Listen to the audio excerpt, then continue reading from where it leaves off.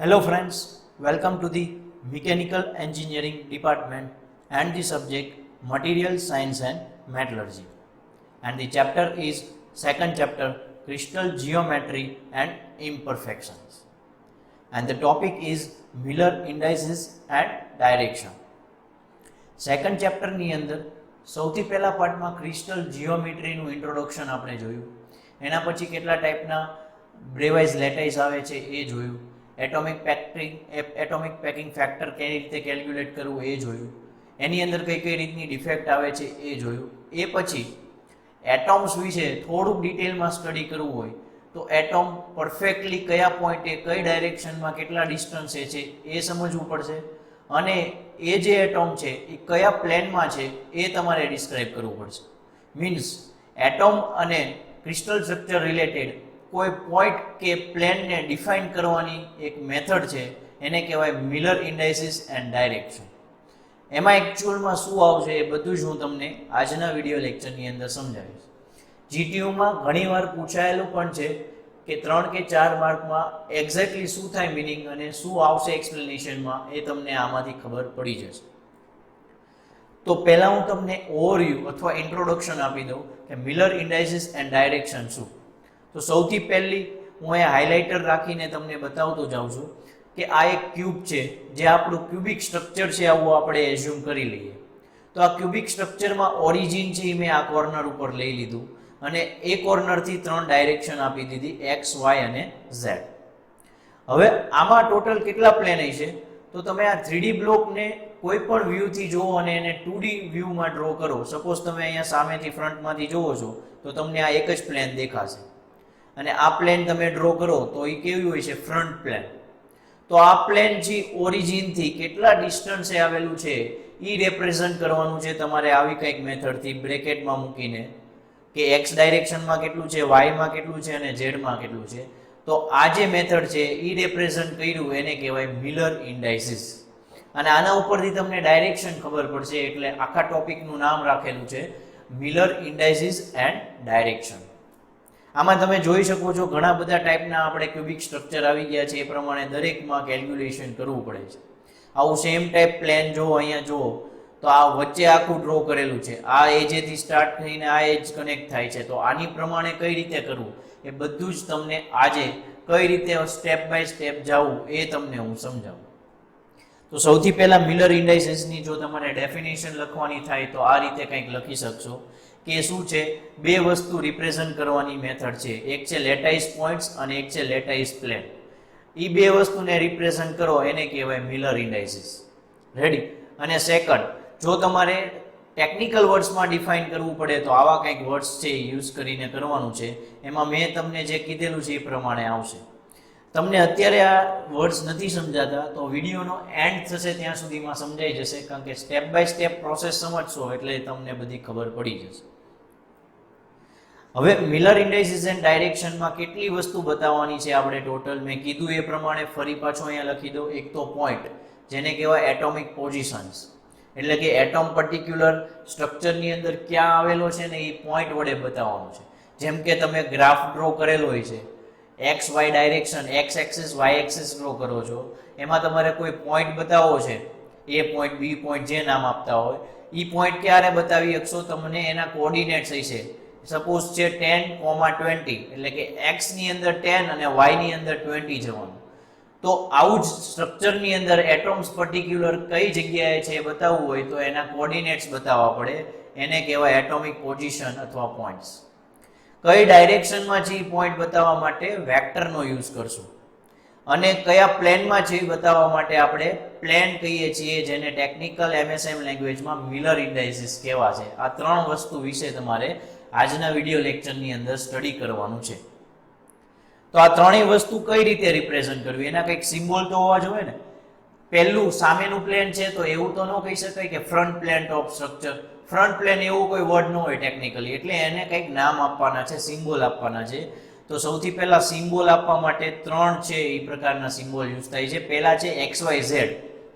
XYZ symbol એના માટે use થાય છે કઈ એક્સિસમાં છે એ રિપ્રેઝન્ટ કરવાનું. XYZ એ એક્સિસ રિપ્રેઝન્ટ કરે છે.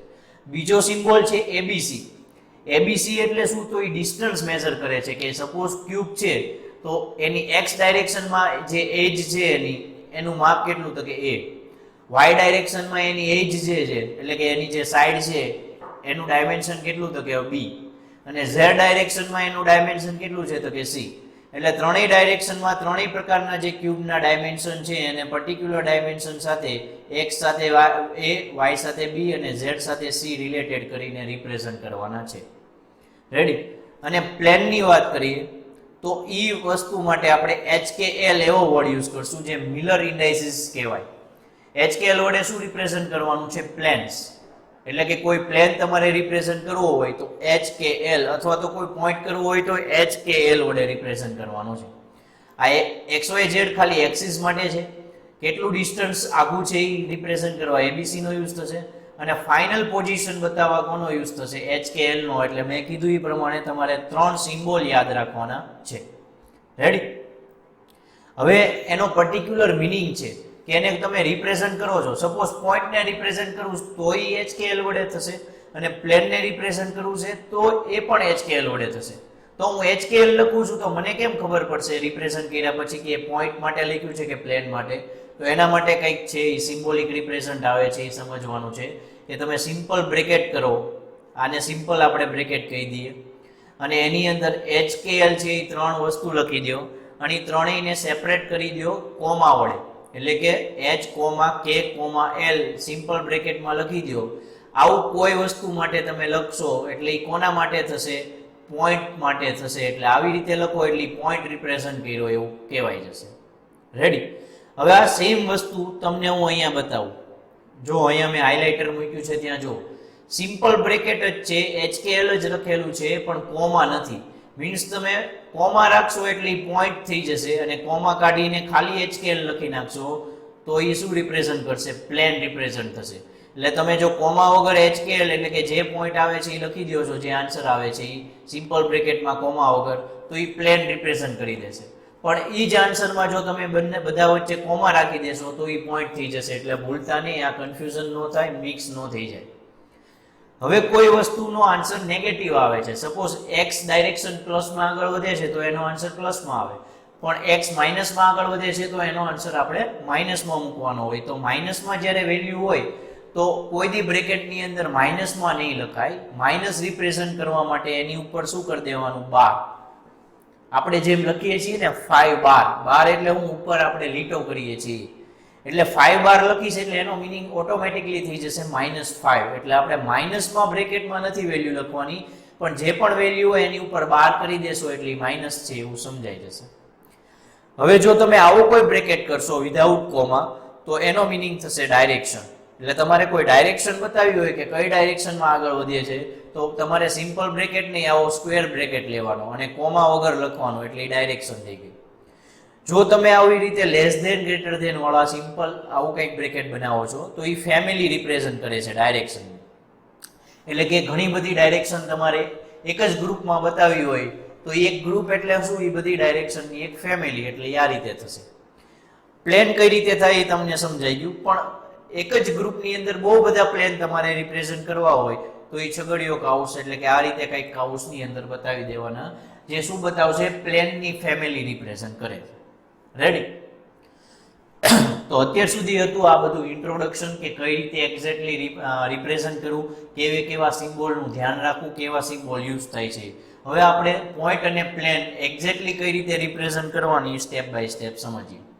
તો સૌથી પહેલા આપણે point coordinator means point coordinates કઈ રીતે રિપ્રેઝન્ટ કરવાની એના સ્ટેપ જોઈ લઈએ. તો સૌથી પહેલા સપોઝ તમને આ ક્યુબ આપેલો છે. આ ક્યુબની અંદર તમારે કોઈ પણ એટોમનું પોઈન્ટ બતાવવું છે કે કઈ ડાયરેક્શનમાં કેટલા ડાયમેન્શન સાથે છે. તો સૌથી પહેલા તમારે શું કરવાનું છે? સ્ટેપ 1 માં આ જેટલા પણ કોર્નર ઉપર એટોમ્સ છે એમાંથી કોઈ પણ એક એટોમ્સને ઓરિજિન તરીકે એઝ્યુમ કરવાનો છે, ઇમેજિન કરી લેવાનું છે. એટલે સ્ટેપ 1 મેં લખેલું છે choose a point on the direction as the origin. અત્યારે તમે જોઈ શકો છો નીચેની ફિગરમાં આ જે એટોમ દેખાય છે તમને કોર્નર ઉપર મેં હાઇલાઇટ કરું છું એ એટોમ હું અત્યારે ઓરિજિન તરીકે સિલેક્ટ કરી લીધેલું છે. તો આ ઓરિજિન તરીકે સિલેક્ટ કર્યા પછી સ્ટેપ નંબર 2 એવું છે કે હવે એ ઓરિજિનથી 3 ડાયરેક્શનની અંદર 3 એક્સિસ આપી દો. જે ક્યુબની એજ જે છે આને એજ કહેવાય. આ જે છે આ લીટી લાઈન ડ્રો કરેલી બ્લેક જેટલી પણ એ એજ થઈ. તો એને પેરેલલ એક્સિસ લેવાની છે. તો આ ઓરિજિનથી આ એજને પેરેલલ જે જશે એને એક્સ એક્સિસ કહી દીધું. તમે જોઈ શકો છો આ ઓરિજિનથી આ રીતે હોરિઝોન્ટલ જેટલી એજ છે એને પેરેલલ જે જશે એને વાય એક્સિસ કહી દીધું. અને ઓરિજિનથી જેટલી પણ વર્ટિકલ એક્સિસ છે એને આપણે ઝેડ એક્સિસ કહી દીધું. એટલે સેકન્ડ સ્ટેપમાં તમે એક્સિસ ડિફાઇન કરી દીધી. હવે તમે કોઈ પણ એટમ લઈને એનો પોઈન્ટ ડિફાઇન કરી જુઓ. તો આ પોઈન્ટ હું લઉં છું એક્ઝામ્પલ માટે. રેડી? તો આ પોઈન્ટનું મારે ડિફાઇન કરવાનું છે, રિપ્રેઝન્ટ કરવાનું છે. તો એ કયો પોઈન્ટ છે? ઓરિજિનથી એક્સ એક્સિસમાં આગળ વધે છે, વાય ઝેડમાં એ ક્યાંય આગળ વધતો નથી. તો એનું શું કરવાનું? તો આ બધાના નામ આપી દઈએ એબીસી ની અંદર પહેલા. તો આ જે એજ છે એ એક્સ એક્સિસમાં છે એટલે આ એક એજનું માપ કેટલું હોય? એટલે કે આ એટમ અને આ એટમ વચ્ચેનું માપ એ છે. પછી આ ઓરિજિન વાળો એટમ અને આ એટમ લઈ લઈએ તો આ બે એટમ વચ્ચેનું માપ વાય ડાયરેક્શનમાં છે એટલે બી છે એવું કહી દઈએ. અને ઓરિજિનથી ઝેડ ડાયરેક્શનમાં બે એટમનું માપ લઈ લઈએ એટલે કે આ એટમ અને આ એટમ વચ્ચેનું માપ સી છે એવું કહી દઈએ. તો એવું રિપ્રેઝન્ટ કરવા માટે આપણે આ એટમ લઈએ તો આ એટમ અને ઓરિજિનથી કેટલું ડિસ્ટન્સ થાય છે? એ જેટલું થાય છે. એટલે અહીંયા કહી દીધું 1 into a પ્લસ વાય ડાયરેક્શનમાં કોઈ પણ જાતનું આનું ડિસ્ટન્સ નથી આવતું એટલે એ કહી દીધું 0 into b. અને ઝેડ ડાયરેક્શનમાં પણ એનું ડિસ્ટન્સ નથી આવતું એટલે એ કહી દીધું 0 into c. રેડી? એબીસી શું કામ લગાડ્યા? એ એક્સ વાય ઝેડમાં કેટલા એજનું માપ છે એ લગાડવાનું છે અને કેટલા એજ આગળ વધે છે. આવું એક જ એજ એવું નથી. સપોઝ અહીંયા ક્યાંક હોત, હાઇલાઇટર જુઓ તો આ એક એજ અને આ બીજી એજ એટલે બે એજ આવે તો અહીંયા 2a આવે. હું તમને એક્ઝામ્પલ લઈને સમજાવીશ. એટલે ટૂંકમાં આ રીતે રિપ્રેઝન્ટ કરવાનું છે. એટલે અહીંયા 100 એવું લખી શકું. એક્ઝેક્ટલી હવે હું તમને સમજાવું. તો આપણે જે શું લખ્યું હતું 1a plus 0b plus 0c એ શું હતું 100. તો એ હતી r1 r2 r3. એ તો એક્ઝામ્પલમાં 100 આવે છે. કંઈક બીજો એક્ઝામ્પલ લઉં તો કંઈક અલગ આવે. એટલે એને કોમનલી તમારે જો લખવું હોય તો એવું લખી શકાય point can be return as commonly r is equal to r1a plus r2b plus r3c. r1 એટલે શું? કેટલી એજ આગળ વધે છે? 1 2 3 એવો આન્સર આવશે આનો. અથવા તો ફ્રેક્શનમાં આવી શકે 1/2 1/4 3/4 કારણ કે કેટલી એજ આગળ વધે છે એ ઉપર હોય. આ વાય ડાયરેક્શનમાં કેટલી એજ આગળ વધે છે અને આ ઝેડ ડાયરેક્શનમાં કેટલી એજ વધે છે અને એના માટેના કોન્સ્ટન્ટ એબીસી. રેડી? તો એબીસી અને r1 r2 r3 થી પોઈન્ટ છે ડિફાઇન કરવાનો છે. હવે હું એક્ઝામ્પલ લઈ લઉં એ રીતે. તો અહીંયા તો આપણે જે પ્રીવિયસ સ્લાઇડમાં એક્ઝામ્પલ જોયું એમાં તો પરફેક્ટ આન્સર આવતો હતો ડિજિટમાં 1 0 0 2 કે 3 કે એવું આવે. ફ્રેક્શનમાં પણ આવી શકે છે જેમ મેં કીધું એમ 1/4 1/2. તો સપોઝ એક્ઝામ્પલ લઈ લીધો કે આવો કોઈ આન્સર આવે છે 1, 3/4, 1/2. જો અહીંયા સિમ્પલ બ્રેકેટ કરેલો છે અને કોમા વડે બતાવેલું છે એટલે આ પોઈન્ટ બતાવે છે. જે મેં આગળ કીધું એ સમજાઈ ગયું હોય તો તમને આ ખબર પડી જશે. તો આ 1, 3/4, 1/2 કોઈ દી રિપ્રેઝન્ટ ન કરી શકાય. એને હંમેશા પરફેક્ટ કમ્પ્લીટ ડિજિટમાં જ કરવા પડે. તો અહીંયા તમારે આ છેદમાં છે એને રિમૂવ કરવા છે. તો જે છેદ મોટો હોય ને એના વડે બધાને મલ્ટીપ્લાય કરી દો એટલે ઓટોમેટિક રિમૂવ થઈ જશે. સપોઝ અહીંયા 2 છે અને 4 છે તો 4 મલ્ટીપ્લાય કરી દેશો ને તો 4 એ છેદમાંથી વયો જશે અને 2 માં છેદમાંથી વયો જશે. આ તમારે બાય લોજિક તમારે વિચારીને કરવાનું છે. તમારે પોતાનું લોજિક દોડાવવાનું છે કે શું કરી શકશું. જો તમે 2 વડે મલ્ટીપ્લાય કરત ને તો અહીંયા હજી છેદમાં રહી જાત 2. એટલે આપણે 4 વડે મલ્ટીપ્લાય કરીએ તો આને 4 વડે મલ્ટીપ્લાય કરીએ એટલે શું થઈ જશે 4. આને 4 વડે મલ્ટીપ્લાય કરીએ એટલે 3 થઈ જશે અને આને 4 વડે મલ્ટીપ્લાય કરીએ એટલે એ 2 થઈ જશે. અહીંયા બાય મિસ્ટેક મારી એક ભૂલ છે. અહીંયા કોમા આપણે લખવાના છે એ તમે યાદ રાખી લેજો. એટલે 4, 3, 2 આવો આન્સર આવી જશે. તો આ ફ્રેક્શન હોય તો શું કરવું એના માટેની મેથડ છે. હવે હું એક્ઝામ્પલ લઈને તમને સમજાવું. તો આ ડાયરેક્શન બતાવવા માટે છે. જો અહીંયા ઓરિજિન બતાવી દીધો, આ પોઈન્ટની મારે ડાયરેક્શન બતાવી છે અને ડાયરેક્શન શેના વડે બતાવી? સ્ક્વેર બ્રેકેટ વડે. યાદ રાખજો આનું હેડિંગ છે એક્ઝામ પેપરમાં પણ અને અત્યારે હું હેડિંગ કહી દઉં છું કે જે પોઈન્ટ છે જે હાઇલાઇટ કરી દઉં છું એની ડાયરેક્શન બતાવો ઓરિજિનથી. તો કેટલી ડાયરેક્શન થાય? તો કે આ ડાયરેક્શનમાં કેટલો આગળ વધે છે? તો કે આ પોઈન્ટ અને આ પોઈન્ટ વચ્ચેનું માપ a છે તો એવા કેટલા પોઈન્ટ પાસ કરે છે? 4. એટલે આ 4a જેટલું આગું છે. અને વર્ટિકલ ડાયરેક્શનમાં કેટલું છે? તો આ પોઈન્ટ અને આ પોઈન્ટ વચ્ચેનું માપ b છે તો આ 2b જેટલું આગું છે. પણ આપણને ખબર છે હોરિઝોન્ટલી રાઈટ સાઈડ જાવ તો પ્લસ આવે અને લેફ્ટ સાઈડ જાવ તો માઇનસ આવે, એટલે આ 4a છે એ પ્લસ આવશે. અને વર્ટિકલ ડાયરેક્શનમાં અપવર્ડ જાવ તો પ્લસ આવે અને ડાઉનવર્ડ જાવ તો માઇનસ આવે, એટલે અહીંયા 2b છે કેવું લખેલું છે, માઇનસમાં લખેલું છે. એટલે આની ડાયરેક્શન કેવી રીતે મારે કોઓર્ડિનેટ વડે બતાવી હોય તો શું બતાવશે, 4,-2. પણ મેં કીધું એમ માઇનસ કોઈ દી નો રિપ્રેઝન્ટ થાય કોઈ પણમાં. આપણે મિલર ઇન્ડાઇસીસમાં માઇનસ કોઈ દી નો લગાડે, એટલે પરફેક્ટ મેથડ મિલર ઇન્ડાઇસીસ બતાવી હોય તો ડાયરેક્શન બતાવી છે એટલે સ્ક્વેર બ્રેકેટ, અને ડાયરેક્શનમાં કોઈ દી બે વેલ્યુ વચ્ચે કોમા નહીં આવે, અને 4 અને 2 પણ જેની વેલ્યુ માઇનસમાં હોય એની ઉપર શું કરવાનું છે, બાર લગાડવાનું છે, એટલે 4,-2 થશે. આનું મિનિંગ 2 બાર છે એટલે. તો આ છે એક્ઝામ્પલ ઓફ ડાયરેક્શન. સમજાઈ ગયું? ધીમે ધીમે તમને થોડુંક હજી પ્રોબ્લેમ આવી શકે, કારણ કે એક્ઝેક્ટલી પ્યોર મેથેમેટિક્સ નથી, થોડુંક લોજિક દોડાવવાનું છે. એટલે 1 કે 2 ટાઈમ્સ તમે આ રિપીટ કરશો વિડીયો એટલે તમને પરફેક્ટ સમજાઈ જશે. બુકની અંદર બહુ કોમ્પ્લિકેશનમાં લખેલું છે, એટલે કમ્પલસરી તમે વિડીયો જોશો તો જ તમને વધારે સારી રીતે ઇઝીલી સમજાશે. હવે આનું તમને એક્ઝામ્પલ આપી દઉં છું અગેન, જે તમને એક્ઝામમાં પૂછાયેલા છે આવા એક્ઝામ્પલ, એ રીતે 3 કે 4 માર્ક્સમાં. એક્ઝામ્પલ ન કહી શકાય, ખાલી એક્સપ્લેન કરવું એવું કહી શકાય. એ તમે આમાં જોઈ શકો છો. આ હું તમને તમારી ઉપર છોડું છું કે જે આન્સર અહીંયા લખ્યો છે એ તમને એક્ઝેક્ટલી આવે છે કે કેમ, સમજાણો કે નહીં. જો તમને આ ન સમજાતું હોય તો બાય કોમેન્ટ્સ ઓફ વિડીયો અથવા કોઈ પણ બીજો કોન્ટેક્ટ થઈ શકતો હોય તો એ કરીને મને ક્વેશ્ચન પૂછી શકો છો, હું તમને સમજાવી દઈશ કઈ રીતે આવે. આ છે એ 2 એક્ઝામ્પલ છે, એ ટ્રાય કરવાના છે. રેડી? જો આ જે પોઈન્ટ છે ને એના માટે ટ્રાય કરવાના છે. આ એક્સ ડાયરેક્શનમાં આખો 1 આગળ વધે છે એટલે અહીંયા 1 લીધું છે. વાય ડાયરેક્શનમાં કેટલું આવે છે તો અહીંથી પેરેલલ ડ્રો કરો વાયને, એટલે કે આ એજને પેરેલલ વાય ઉપર જાવ તો અહીંયા આવશે, એટલે અડધું થયું, એટલે અહીંયા વર્ડ 1/2 છે. અને ઝેડમાં વર્ટિકલી તો કાંઈ આવતું જ નથી એટલે 0. એવું આની માટે કરી જોજો એટલે તમને સમજાઈ જશે. આ હતું પોઈન્ટ કોઓર્ડિનેટ્સ. હવે આપણે જઈએ પ્લેન કોઓર્ડિનેટ્સની વાત કરીએ, ક્રિસ્ટલ પ્લેન્સની વાત કરીએ. પોઈન્ટ જે છે એ શેમાં બતાવવાના હોય, પ્લેનમાં બતાવવાના હોય. એટલે હવે પ્લેન બતાવવું પડે, અને પ્લેન છે એ ઘણા બધા હોય. તમે ક્યુબની અંદર મેં કીધું ને કે સરફેસ કેટલી હોય, 6 હોય. પાસો લઈ લો, ક્યુબ જ હોય. કેટલી ફેસ હોય એની, તો એમાં જે ડિજિટ લખેલા છે પાસામાં એ એના ફેસ થયા 1 2 3 4 5 6.